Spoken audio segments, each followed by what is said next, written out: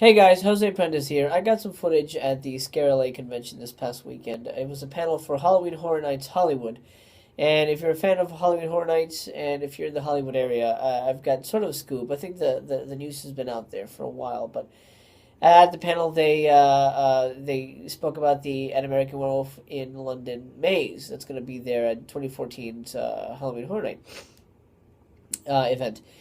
And not only did they have some, conceptual drawings and some, pictures of the makeups and things like that, but Mr. John Landis was also there, and on the stage was John Landis with John Murdy and Chris Williams, the two guys who basically put together Halloween Horror Nights. So I'm going to give you a sneak peek at the panel. I grabbed some footage. Sorry if it's a little shaky. I was standing there. It was standing room only. But it'll put you in the room with John Landis, John Murdy, and Chris Williams, and give you a sneak peek at Halloween Horror Nights 2014, courtesy of Scare LA. Let's give it a watch. Oh, and remember, please subscribe, like if you liked the video, and continue to follow my adventures. This is like one of the most iconic scenes of truly of all of horror, and it personally for me definitely huge. Very impactful on my life. Is what one of the things of why I'm sitting here today, what I do today, is because of... I'm sorry. Yes, it's all his fault. I didn't have the artistic talent, so I got Dick Smith's horror makeup kit, played around with it and realized I couldn't be a makeup artist, but he's the artist. But this is such a cool, huge scene. Can you talk about more of the vision of that? Well, it was meant to be what it is. It's, I just see the flaws in it now, and we do it a little different now. But the idea was to see the change without doing lap dissolves. Traditionally, the way it was done with Lon Chaney Jr., for instance, was that they would, he'd be put in a position. Yeah, they actually used to pin him to the chair, or the pillow. The best one's on the pillow, which the pillow was made of plaster of Paris. Yes, so it wouldn't move. Anyway, and it took a whole day, because Jack Pierce would lay on this hair and pieces, and then they'd shoot some, and then lay more on, and they'd shoot. I mean, it took forever. But it always bothered me in the movies that it was always kind of gentle. It sort of happened. And I thought it would hurt, And I wanted to see his skull and his spine stretch and crack. So Rick, Rick's brilliant, and all he asked for this in 1971. He said, if we do this, you got to give me the actors 6 months before the movie. And I remember, I actually hired Griffin Dunn and David Naughton without having my deal yet. So it was scary. So Rick could make the mold and work on it. And when we were in London, he brought over all these kids with him, Steve Johnson, and they're all great makeup artists, they're all big guys now. But when we were in London, we scheduled it so the last week of shooting was the Metamorphosis, and that way we got rid of a lot of the crew, and we had the set of Jenny's apartment. It was built like the Muppets, it was built up off the ground so he could be under it, volunteers could work under it. And the way it worked was we scheduled it for the last 5 days of shooting. And poor David Naughton and Rick Baker and his guys would show up for work at 2 or 3 in the morning and start a makeup process, and we'd show up at 7. And we'd be, ready to shoot by 9:30, and we'd shoot the pieces, and then we'd sit around and bullshit while they went off and worked another 4 hours. We would get 3 or 4 shots a day if we were lucky.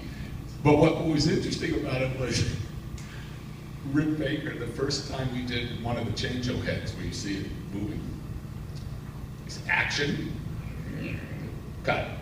Okay, great. Rick goes, you're not going to do it again? I said, does it do anything else? We're going to share a few behind-the-scenes stills. Obviously, this particular attraction is in progress. It's being built as we speak. So let's start with the slaughtered lamb. Obviously, the slaughtered lamb. If you're going to do American Werewolf in London, the slaughtered lamb has to be the facade. And we're building this right now. This is actually a few weeks old. It's probably progressed since the last time I took this picture, but you're going to get to go inside the slaughtered lamb. Chris is our art director, production designer. You can talk a little bit about the challenge of creating this set. Yeah, this is a couple weeks ago, so we're further along in here actually. But you know, our typical drill and what we do in Hollywood, you know, we're trying to redesign all the sets identical as best as we can from the film. So we're pulling a lot of screen grabs and doing a lot of study, and my set designers and dressers as well are really studying the film to really nail this back in the early 80s. So we're bringing it right back to life with all the details. So you guys are going to love it. And then, you know, when you talk about American Werewolf in London, you got to talk about the nightmare sequences. And perhaps my favorite is this one. And you know the scene. You guys have seen the scene in American Werewolf in London where David's... Who has not seen the movie? Because I'll sell you some DVDs. He's got a whole duffel bag of them in the back. We're gonna... My favorite thing that happened in Orlando were the people who saw the movie were scared but also excited. Because it's, oh, yeah, and people who didn't see the movie were like, what the fuck? What the hell is that? I mean, they really were baffled by some of them. It was like, that really scared me, but why? This particular nightmare scene is really challenging because, you know, we were joking about it, how many people go through a maze. But when Chris and I work with our actors, the first thing we say, you know, every single year, every single cast, it's a new show every 10 seconds.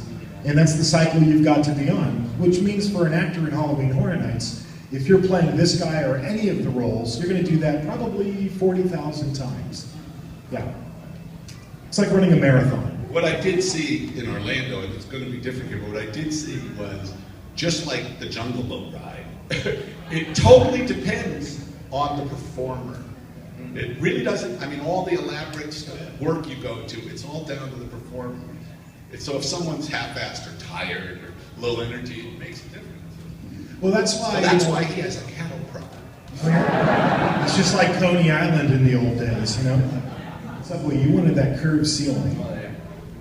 Yes, and we created that going into the subway, actually. We've got curved ceilings going through that set.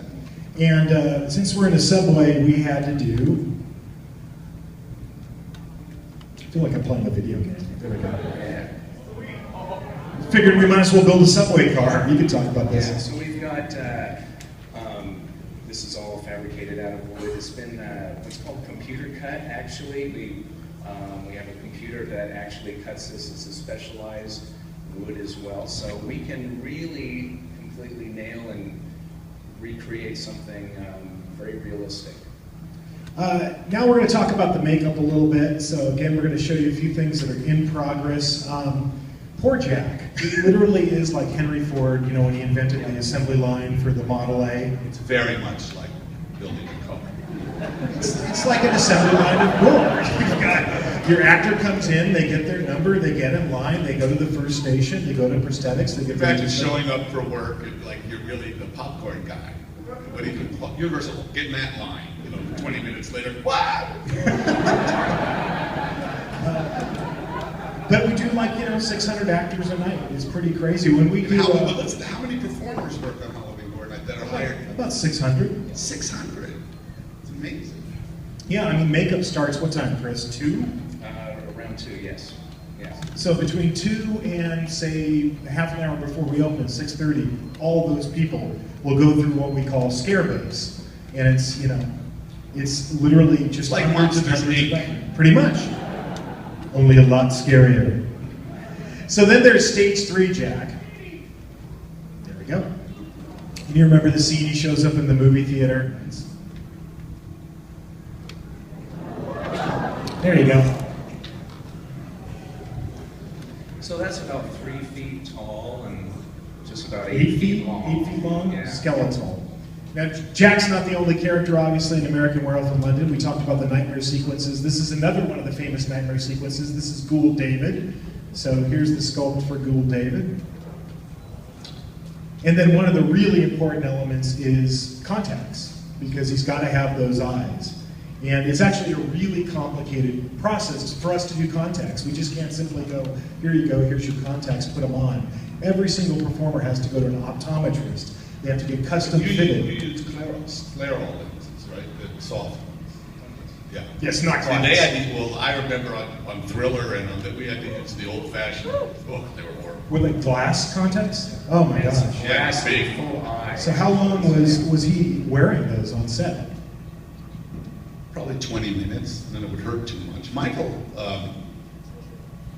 probably half hour. They're horrible. So every single performer, they go to the optometrist, they get custom fit, and we have to make them. So it's this whole big, huge Now they don't complicated hurt, process. though. It's different. Yeah. And you can wear them for a long time. Yeah, they can wear them for 7 hours. And then, of course, you know, we've talked about this scene before in the living room with the Nightmare Demon soldiers, the stormtroopers. So this obviously is a mask because of the style of the makeup. You also have to do the helmet.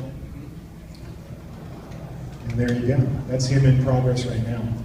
Really, I mean, I'm very impressed by how much work and money they put into this stuff. It's very elaborate.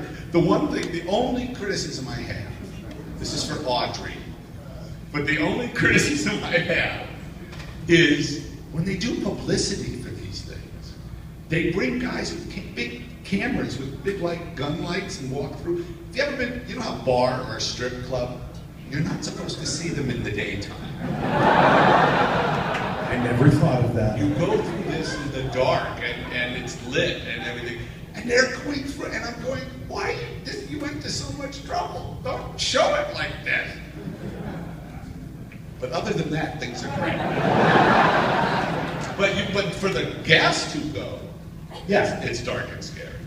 Well, it's a really fine line when you're lighting a maze. Chris and I talk about this. You know, we wear many, many different hats. You know, we're all people who came out of theater. And yes, I've got a scary skeleton hat, and he's got a cap.